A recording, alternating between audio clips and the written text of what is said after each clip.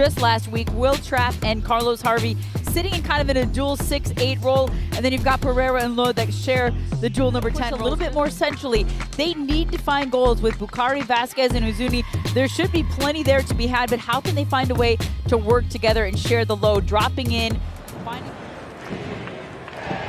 Battle of number 2 and number 9 in the Western Conference, and a rematch of a game that happened 3 weeks ago, as we invite you to turn off the world and turn on the game. It's the Loons of Minnesota United and the Verde and Black of Austin FC for 3 points to the back post. And Michael Boxall eventually is going to clean it up. That was Jefferson Diaz able to bother the header just a little bit. And now Vasquez will take it on the first time. And Dane St. Clair makes his first save of the night. And Brandon Vasquez with an early warning shout. Daniel O'Shea, and I'm like, what in the world? I mean, it was like he went to cushion it and then he didn't cushion it. And somehow Dane St. Clair is able to paw that one up in the air. I mean, Vasquez nearly just takes a moment there. Dane St. Clair is just... Everything seemed to be great, and then they lost a number of players due to injury as well as international duty, but this feels like a very different scenario from 2024. And I think he'll be the first to admit that he's learning along the way and how to manage and navigate the schedule. Here's Carlos Harvey, great ball for Robin Lod, cuts it back, Robin Lod goes for goal, but didn't have nearly enough on it to beat Brad Stuver, who gets his first touch of the night. Outswinger from Pereira. Boxall tried to get up for it, back in. Boxall is there, and Boxall scores! It's a captain's goal right on the doorstep!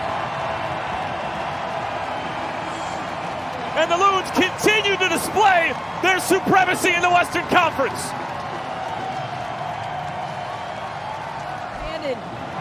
To make sure he gets his head on this, crashing in towards the back post, and watch him just track it all the way.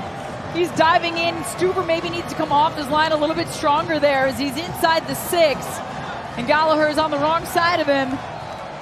And watch this great view from this post. Michael Boxall gets his goal and gets Minnesota United on the board.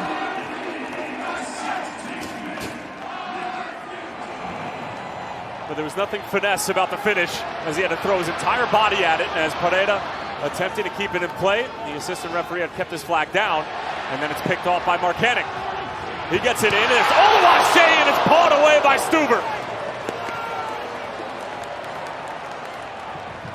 Austin FC are all over the place right now, and they're in real danger of potentially... To reach out on the second chance is Pereira on the first one. It doesn't go over the end line, and then the pressure by Marcanic to keep it in. Close range, Oluwaseyi with the header. Romero did get a touch to the long throw-in from Boxall. Now Gallagher into space, and Bukari's got plenty of room to run into. Uzuni running with him. Bukari got the pass away. It's a great ball. Uzuni cuts it back. Here's Kolmanic. Excellent finish. That is an outstanding counterattack from the visitors. Just their 10th goal this season. But that is delicious stuff. 1-1 here at Allianz. And a great ball down the line to find Bukari in that space. You can see the coaching staff pointing down the right-hand side. Boxall doing his best to try to track the runner. And Bukari just plays it right around Gressel. And how about that unselfish play by Uzuni to find the oncoming runner from Kolmanic, who just so calmly and collectively slots it between the legs of Gressel and beats Dane St. Clair to the back post. Really well done by Austin on that transition goal to put that one away.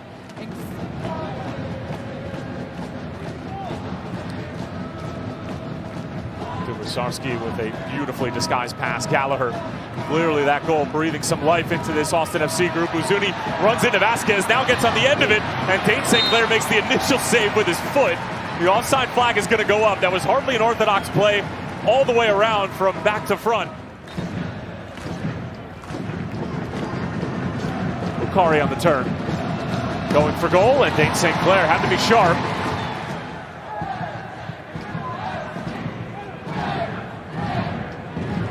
Bad header, and it's taken by Uzuni, and probably should have done a little bit better with it. Obviously, the degree of difficulty was high, 10 yards away. He's going to want that one back because a finisher of his quality should be able to put this one away. You're absolutely right. It never hates the turf. But he's kind of falling over and backwards. His left leg is bent so that his right leg is just skying it the entire way off the chest. And he maybe feels Gressel coming a little bit. He hears Spun back in play. Pereira Goes for goal, parried away by Stuver and cleared away. Hospital ball picked off by Komanic. And a sliding challenge from Jefferson Diaz. Now Harvey. Oluwaseyi wins it. It's coming out the other way. It's becoming a bit for 10 minutes. A bit frantic and a bit sloppy in this little sequence here. Pereira tries to find his way in, and he forces a rebound from Stuver. No one there for a tap-in. Rosales was kind of late to the second effort, as Stuver's not able to hang on. Long thrown from Boxall.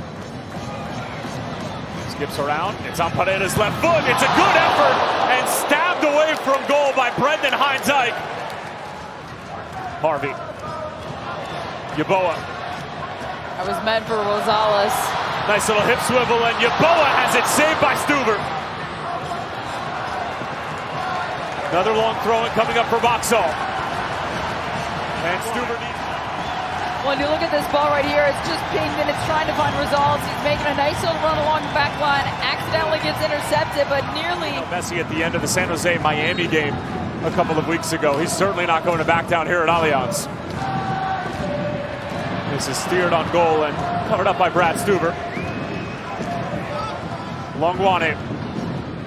Is there a magical moment in store for the Loons in front of the Wonderwall? Robin Lod. Pereira. Look out! That would have set this place on fire.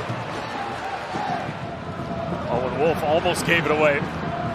And Minnesota had numbers ready to go in the other direction. Biotto keeps it alive. Austin FC potentially looking to steal all 3 points at Allianz. Biotto cuts it back. Mirto Uzuni going for the curler. He can't hit the target, and that will do it full time at Allianz Field. And both sides will have to settle for a point. More squandered chances for Austin FC. Joaquin Pereira and company will have to settle for a point after both sides qualified for the U.S. Open Cup quarterfinals.